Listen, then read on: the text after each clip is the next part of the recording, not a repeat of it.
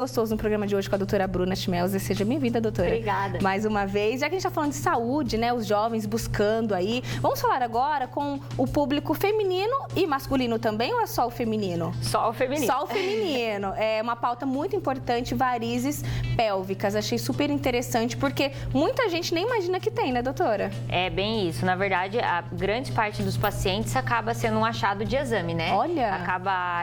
Na verdade, ele tem sintomas, acaba indo em outros profissionais, muitas vezes ginecologistas. Achando que é uma outra coisa. Achando em médicos, cirurgiões gástricos, achando que pode ser alguma coisa do intestino, alguma coisa assim. Até urologistas, porque pode ter sintomas associados, né? E aí acaba não diagnosticando e acaba não melhorando com outros tipos de tratamento. Entendi. Então, para a mulherada que está aí nos acompanhando, né? O que é a varize pélvica, né? As varizes pélvicas. Como a gente pode exemplificar para o pessoal? Então, assim, né? Eu vou fazer um desenho mais ou menos, um esquema de como funciona, né? Eu não sou artista, mas vamos lá. Então, a gente tem uma veia que chama veia cava, né? E aqui no final, bem na região do umbigo, ela se divide, né? Para irrigar as pernas e para descer. O que acontece? Quando a veia serve para trazer o sangue de baixo do corpo para cima, né? Aqui a gente teria as pernas, né?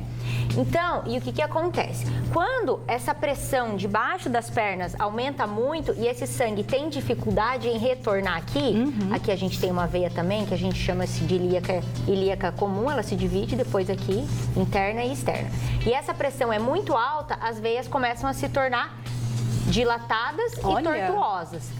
E aí, essa aqui fica bem na região da pelve da mulher. Entendi. Né? E aí, como aumenta muito essa pressão vai aumentando muito, as veias começam a se tornar dilatadas dessa maneira, né? E aí, como vocês também estão vendo no VT ali, aí elas começam a formar varizes aqui na região pélvica. Ah, entendi. Muitas vezes pode aparecer, né? Muitas vezes pode aparecer pra fora e aparecer varizes nos grandes lábios, assim, a mulher sentir, aparecer, mas muitas vezes não. Elas ficam só internamente, elas não se exteriorizam. E já que a gente está falando disso, né, como você disse, assim, que às vezes a pessoa nem imagina que tem, ou chega no consultório achando que é uma outra coisa, então o que ela começa a sentir, né, que pode alertar que possa ser esse problema? Quais são os primeiros sintomas? Então, assim, geralmente são mulheres jovens, né, em idade fértil, muito comum apresentar logo depois de uma gestação. Que interessante. Porque com a gestação, com o aumento da barriga e os hormônios, essas veias se dilatam normalmente. Olha. Né? Até porque elas se dilatam para levar mais sangue para a placenta e mais sangue para o bebê, né? E então essa dilatação ocorre fisiológica durante a gestação. Só que muitas vezes elas não retornam como elas deveriam retornar. Entendi. Então, mulheres em idade fértil, jovem, né? Elas, logo após a primeira ou a segunda gestação, elas começam a sentir uma dor na pelve, uma sensação de peso, cólicas intensas no período pré-menstrual, pode apresentar dificuldade na relação sexual, dispareunia, que a gente fala, que é bastante dor, desconforto. Até chegou uma pergunta mesmo, justamente sobre isso, que a nossa telespectadora, ela sente dor na hora da relação sexual, se poderia ter alguma coisa a ver, né? Sim, é uma causa bem comum de dor, de dispareunia, de dor na relação sexual, bem comum mesmo, né? Então, sente desconforto, né? E tem doenças, porque tem outras doenças que levam a esse aumento de depressão e desenvolvimento das varizes pélvicas aqui. Pode apresentar até sangramento na hora de urinar, né? Sangramento na hora de fazer xixi, então são alguns sintomas bem típicos. E essas varizes, elas podem se estender, e principalmente quando são pacientes que apresentam varizes só na perna esquerda ou só na parte de trás da perna. Então ainda pode acontecer isso só na perna esquerda e na perna direita? Isso, elas podem se estender e a paciente pode começar apresentando sintomas, por exemplo, de varizes nas pernas. Olha. E aí descobrir que a origem não é na perna, o problema é lá em cima. E vai descendo. E vai acho muito interessante a gente fazer esse alerta, sempre tá trazendo isso aqui no programa, porque é realmente isso, principalmente como você disse, mulheres jovens. Então a gente sempre deixa para depois, vou consultar o médico depois. Não, eu sou jovem ainda, até estourar varizes, tal, vai demorar. Não tem nada a ver. A sua idade, né? Quanto mais cedo você buscar a prevenção, melhor, né, doutora? Com certeza, né? Porque também, assim, as varizes, elas começam numa quantidade. Quanto mais tarde você for deixando para tratar, mais difícil e mais extenso vai ser o tratamento. Entendi. Né? Então, com certeza, ainda mais é um quadro que geralmente acomete pessoas jovens, não acomete pessoas mais idosas, Olha. né? E está bastante relacionado ao fato de pacientes mais jovens terem maiores cargas hormonais. Então, realmente, tem que procurar precocemente se você sente esses sintomas. Bom, entendemos o que é varizes pélvicas, né? O que são varizes pélvicas. Você já descobriu aí como pode acontecer. Agora eu quero saber, doutor, uma vez diagnosticado, quais são os fatores de risco, né? O que essa mulher ela vai passar? O tratamento também tem cura, não tem? Como que funciona? Então, assim, a gente tem que descobrir primeiro de tudo, quando a gente pega uma paciente no consultório que tem as queixas, a gente começa fazendo um ultrassom, né? Para ver se a gente consegue diagnosticar essas varizes.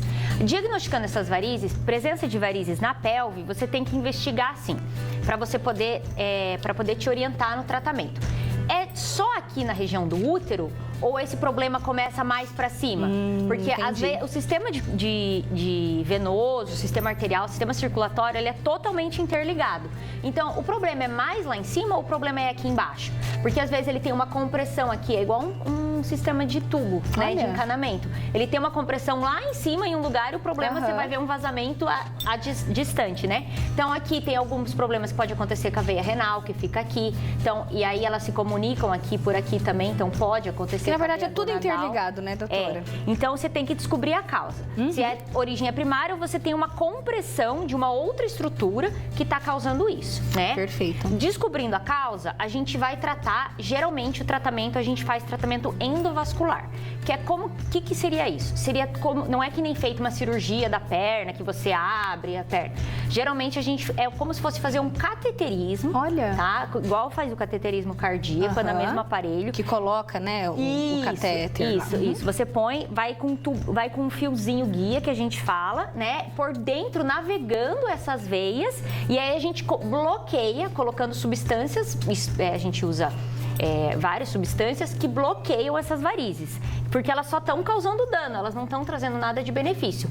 Ou a gente coloca um stent, igual põe no coração mesmo, para desobstruir esse ponto de compressão, para essas veias deixarem de se tornar doentes. Ótimo, tem até uma pergunta aqui, deixa eu ver, a Eliane está perguntando se pode engravidar. A gente até comentou um pouquinho nos bastidores e tal, mas pode engravidar normalmente? Então, pode engravidar, tá? Não é uma contraindicação absoluta à gestação, tá? Mas assim, a paciente pode apresentar bastante desconforto durante a gestação. Olha. Porque a tendência, depois que a paciente engravida, se ela já tem o diagnóstico de varizes pélvicas antes da gestação, a tendência é elas aumentarem. E aumentarem significativamente. Então, vai ser uma gestação bastante desconfortável para a paciente. Provavelmente ela sentiria muitas dores pélvicas e até dores abdominais. Então, pode, mas às vezes é bom investigar antes se é uma causa primária ou se tem uma causa secundária, para ver se você pode fazer algum tratamento antes, visando uma melhor qualidade de vida durante a gestação. Perfeito. Doutora, foge um pouquinho aqui, eu acho, né, do nosso assunto, mas vamos ver se a gente consegue ajudar essa telespectadora. Claro. A Ellen, ela tá falando que ela não consegue ficar muito tempo de salto alto, que assim, 10 minutinhos, 20 minutinhos já tá doendo a perna dela. Se é perigoso, tem alguma coisa a ver? Então, o salto alto associado a varizes, nas pernas, né, principalmente, é um mito. Tá? E a gente não consegue viver sem um salto, doutora, não adianta.